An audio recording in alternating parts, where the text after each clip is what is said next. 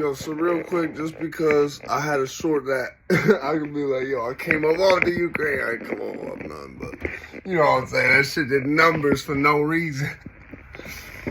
So much I'm talking about, I'm gonna talk about the javelins, the $100 million in javelins going over there.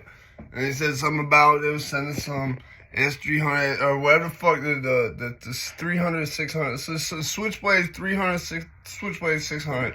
The 600 is bigger warheads, bigger explosives. These drones they're trying to send to Ukraine, right? Watch them, like in Turkey. I was reading. I know it's like this in a lot of countries, right? Them Russian missile defense systems, the S-300, ironically S-300s and S-400s, they're sort of like a vehicle, like symbol, like the AK-47. Like the AK-47 is more than a gun. That's like an icon of like revolution. That's like how the Tech-9 is like an icon of gangster rap and school shootings.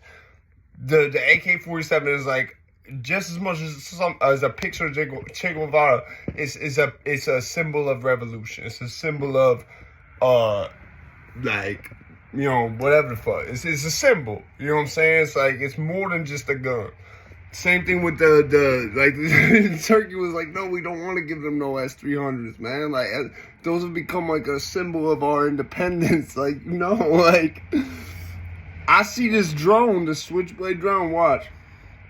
That's gonna like win the war in Ukraine. And then they're gonna be like, see, drones is cool, man. Drones is sweet.